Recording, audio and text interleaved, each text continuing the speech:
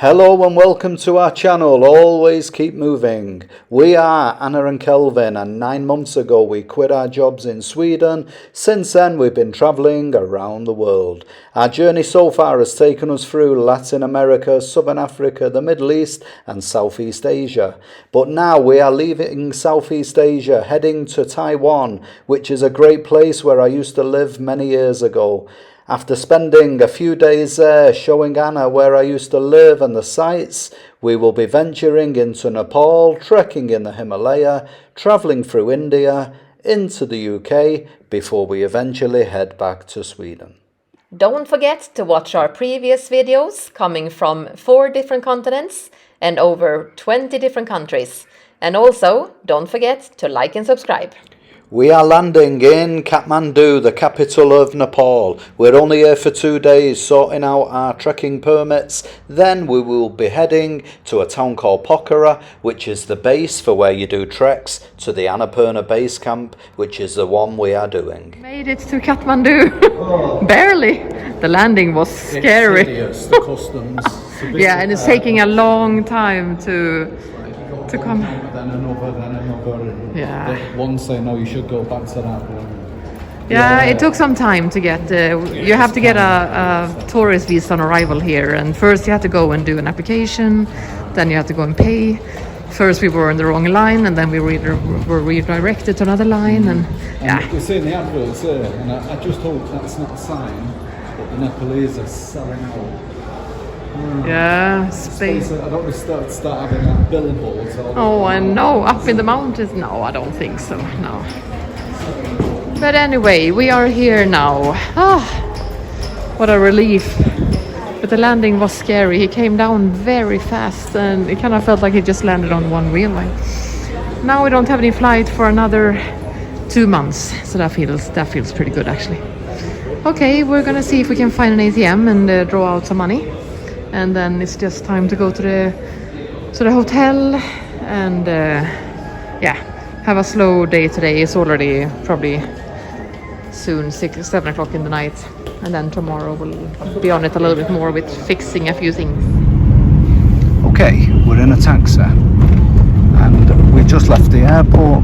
We fixed up our SIM cards before we left, got a taxi from the airport, probably less than $8 with the exchange rate.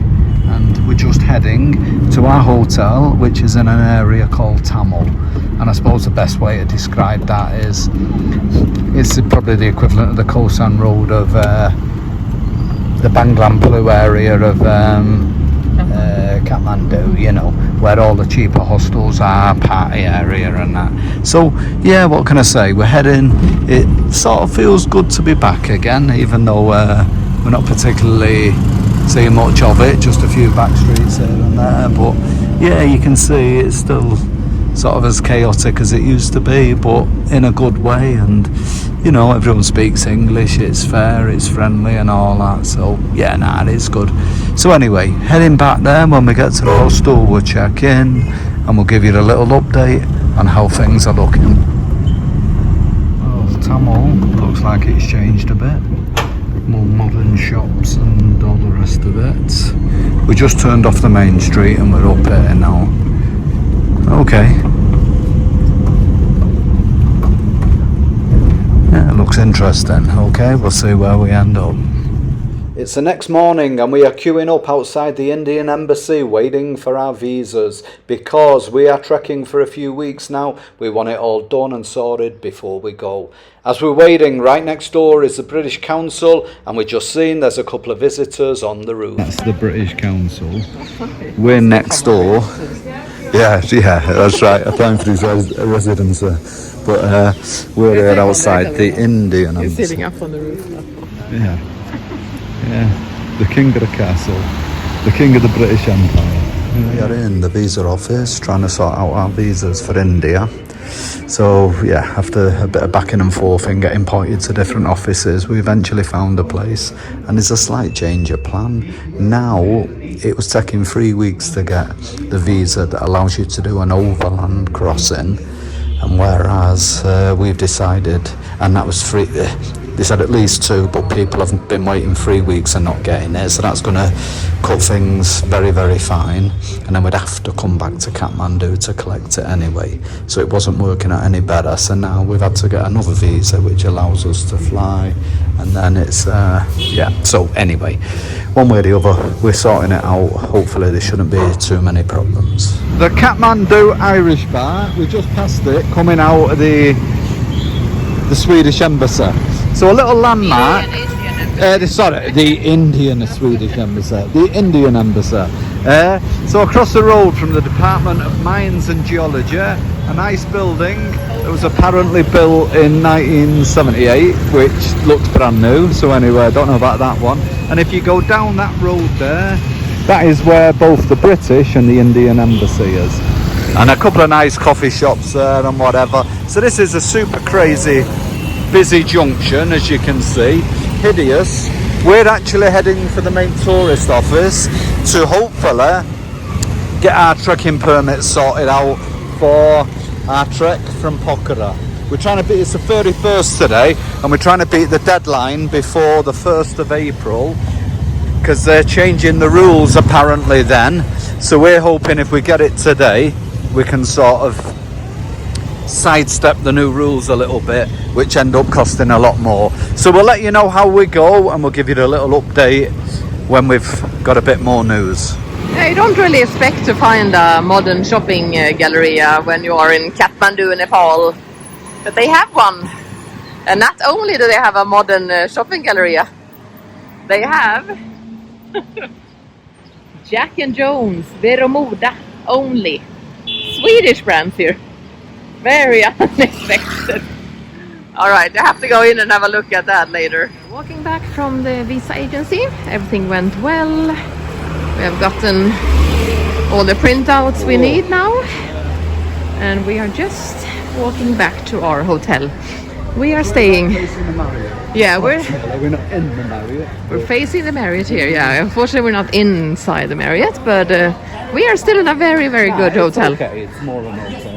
We're staying in an area in Kathmandu called Tamil that Kelvin has been staying at before, and he knew that this is a good area of Kathmandu.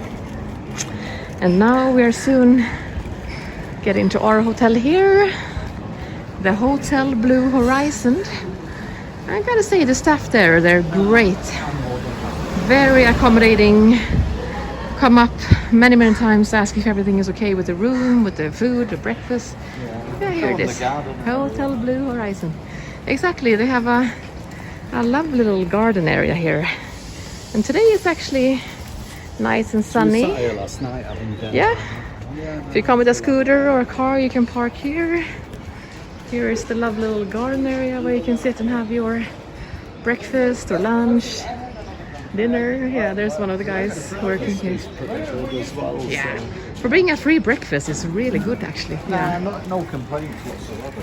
So we'll just give you a super quick little tour here of the room. Here's the reception area.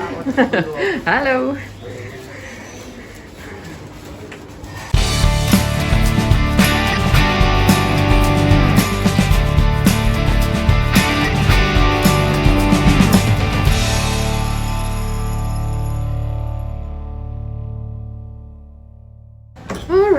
Here is our room.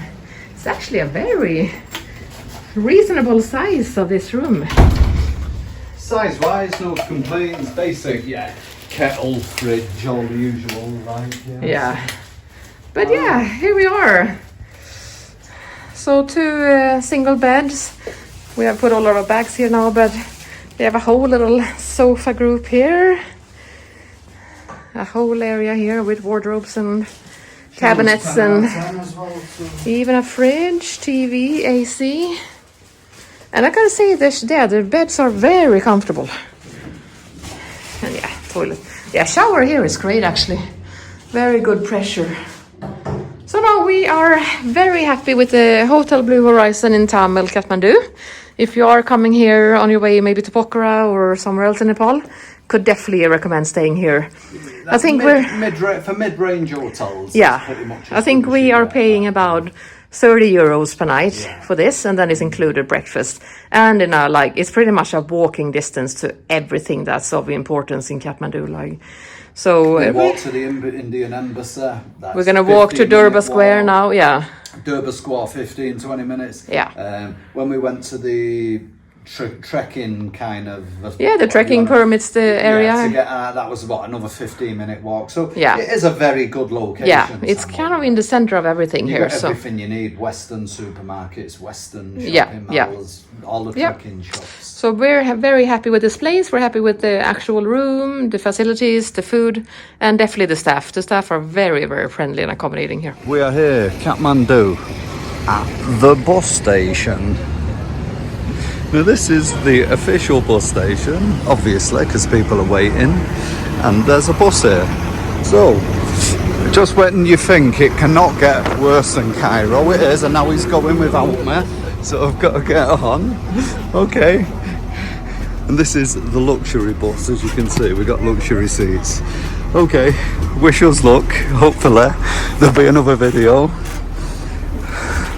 Not a posthumous one. Okay, we'll see you soon. From a luxury bus, or luxury seats on the luxury bus with our 4 centimetres of foot room, I will open the deluxe curtain, and if you look carefully out the window between the specks of dirt, I mean, yeah, outskirts of Kathmandu, there's just squalor everywhere. It's a typical very, very poor developing country, you know, what you kind of envision India to be or somewhere like that, you know. But if you do look in the distance, I mean, as you can see, the whole city is surrounded by mountains, and the further out we get and the further into the middle region, where Pokhara, which is to where we're heading, the scenery does get breathtaking. The downside of that is the roads get comparatively worse, if that's possible, so therefore accidents are commonplace, so we just got to keep our fingers crossed and hope for the best on that one. Okay, but we'll hopefully have some good footage scenery wise for you along the way. Oh, and here's our mate. Yeah, that is a lightweight, he's only got some at 2 meters tall. Yeah, he certainly won't be taking the prize in this kind of place, I can guarantee that. So, big drops down the side, as you can see, a few hundred feet below. So basically, the bus goes over the edge, you're pretty much done for. But we have the safety of the bushes, so I'm sure if the bus went out of control, the bushes would stop us going over this tiny little mud bank. But I do remember many years ago, going through these, people were panicking, and I'm like, oh god, they do it every day. Anyway, we went round the corner, and there must have been 10 buses at the bottom of the hill burnt out that had obviously gone over. So that suddenly changed my opinion of thinking, oh, we're bound to be safe to our home, we're safe. So anyway, as you can see there, the roads aren't exactly pristine Swedish standards, but I can only hope for the best. So anyway, it's onwards and upwards. Hopefully not onwards and downwards. So we just have to keep going and keep our fingers crossed. The thing is that these drivers, if we would have a Swedish driver here, they would not be able to make it. Yeah. They're used to these routes. That's what I mean. It's just some kind of bizarre logic. But as you can see here, there's been a landslide, and the boys are out trying to fix it. So that's the problem. I mean, I came here almost 30 years ago, and it was every bit as bad then, if not worse. You know, I mean, and you're like, well, why have they not improved in 30 years? But the problem is, it's so hard to build an infrastructure, because just as they're building a good stretch of road, there's a big landslide or an earthquake that wrecks it, and they start again. So they're just running around fixing things instead of actually being able to improve things. So yeah, it's a little bit sort of 3 steps forward, 2 steps back kind of thing. So anyway, mine is not to reason why and all that. We just got to hope we're not one of the small statistics that end up at the bottom of these crevices. So we'll see and hope.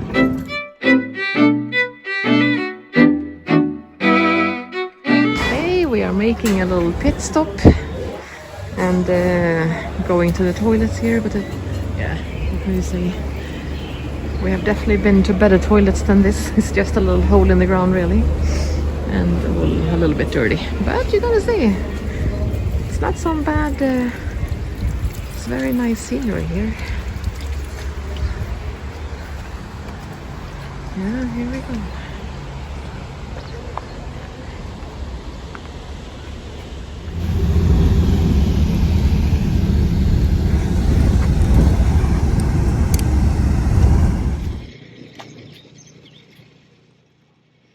Well, as I meticulously try to fix the engine, looking very professional with their state-of-the-art equipment, I just walk around and take in the sights. But we're surrounded, well, basically the whole of Nepal, the whole drive has just been surrounded by beautiful mountains, the whole country.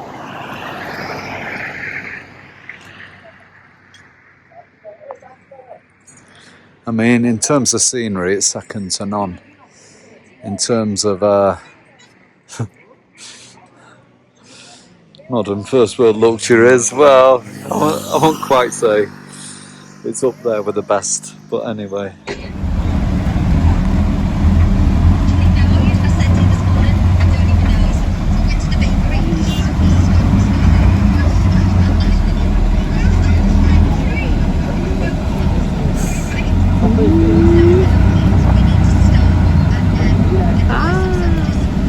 It's sliding.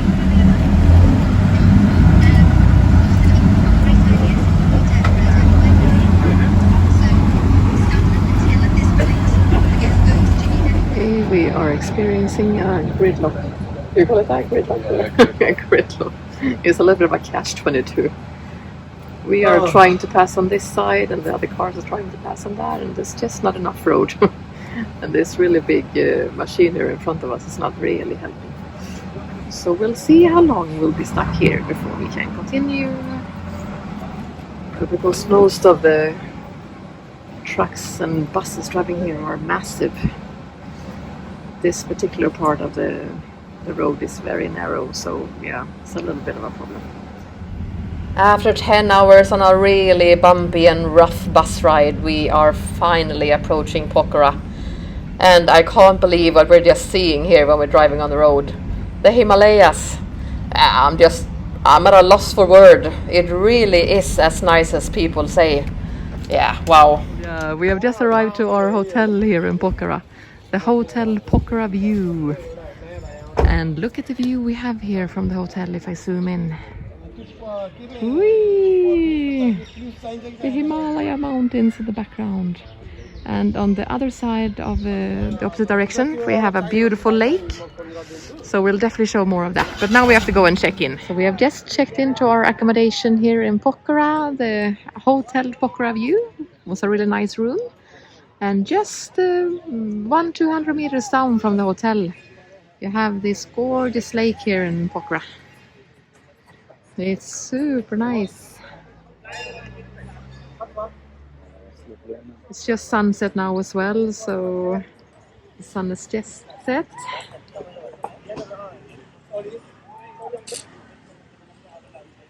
Yeah, the guys behind us. Yeah, and then we saw here the guys behind us here playing a tournament of ping pong.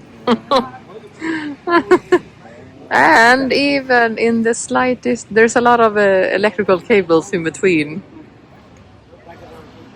But between them electrical cables, there you can see the peaks of some of the mountains. All right, yeah. First impression of Pokhara is that it's a very nice, quaint place. So Kelvin has been right in everything that he's been saying. We have only been eating snacks and biscuits and chocolate today. So after 10 hours on a very bumpy bus, we're gonna go and grab a dinner, some real food. The roads haven't changed in terms of on the way in. Oh, I know, it was bumpy. The town's definitely changed, Yeah. Hard to recognise it. Yeah, Kelvin said it's a lot more now. Like, it used to be just pretty much Pokhara center. Basically, you had a things here and then like 1-2 blocks back, but now it just goes back as long as the eye. Yeah, like it's. But I mean, it's still as beautiful as it was. Yeah, yeah. And it's lovely. Yeah. Really, really. All right, time for some food. So this is a pre-taste of India, when cows are just walking around on the streets.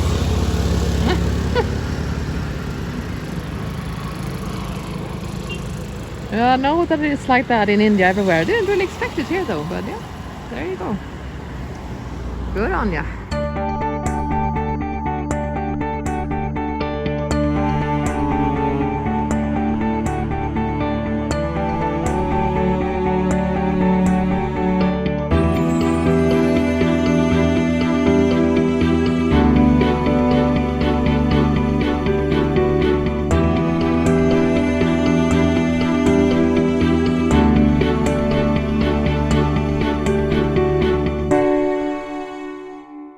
So jogging down the lake, they've got a little gate thing here. I'm going to use it to do a bit of exercise.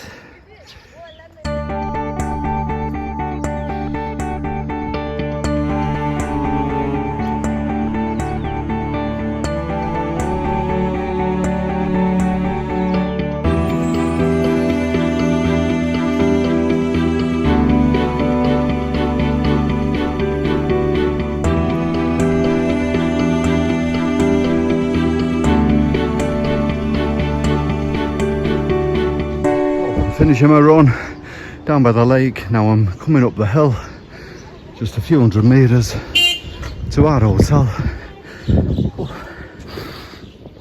Shower, stretch, a few leg exercises, and then get ready for breakfast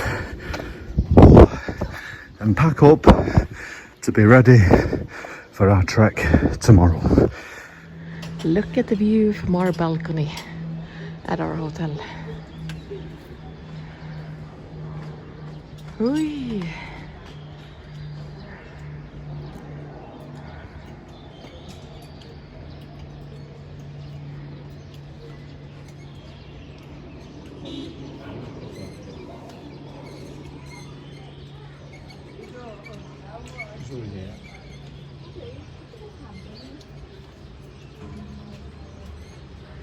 How amazing is that? Wow.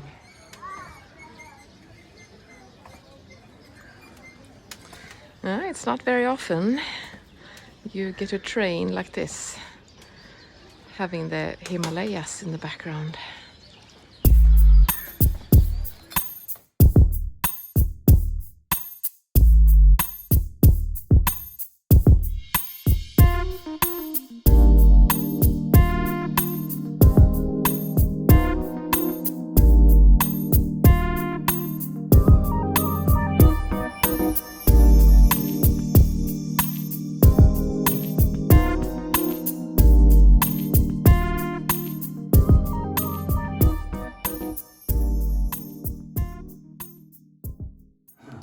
Okay, they got this sash on the bed, so I'm going to use it to do a bit of exercise. I'm going to do a few little feet exercises, try and get them as prepared as we can when we start our trek. So I've been doing a bit of leg work recently, feeling a little bit stronger here, knees are a bit more stable, but trying to work on the small muscles around the feet and ankles. So this is quite long, a couple of meters long, just using it to roll up like so. So I'm doing about 3 times on the left leg, bringing it all the way in. It takes about 35 little grips of the feet to do. And then the same on the other foot. But give them a try, even if you're not doing a lot of trekking and footwork, leg work, it's still good to train the feet muscles now and again. Shoes off, a little bit of barefoot work to keep them all functioning well. Give it a try. Now Anna is demonstrating another exercise that's great for the feet. So I'll come to the side so you can see better. Basically sitting on the toes like so. Now if you can sit back erect, that's probably the hardest position. It all depends on how much mobility you have and natural flexibility. If you lean further back, well, if you lean further back, that enhances the stretch. But if it's too difficult, lean forward, start here, and then couple of deep breaths, slowly edge back a couple of centimetres at a time so you can sit upright. If the buttocks can meet the heels, that's the best. Yeah, yeah. And again, it depends on how flexible you are. I mean, a small mistake that's common with people is when you're doing a big intensive thing like a trek in the Himalaya, for example.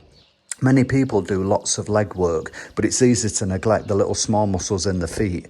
And they're the ones that you're most likely to have problems with when you're trekking up there, because it is intensive, you know, like 6-8 hour days with backs up there, packs on your back, going for days at a time, up to 10, 12, 21 days even. So don't neglect the small muscles. Combine strength work with a bit of mobility work, and hopefully you shouldn't have any problems when you're trekking in the mountains. So it's our last night. We've gone down the main street and I've actually found a bar that's showing the Man United game. So we're going to go in and watch the game, straight to bed afterwards, early night, and then tomorrow we start our trek. So the next few videos will be coming from our trek on the Annapurna base camp.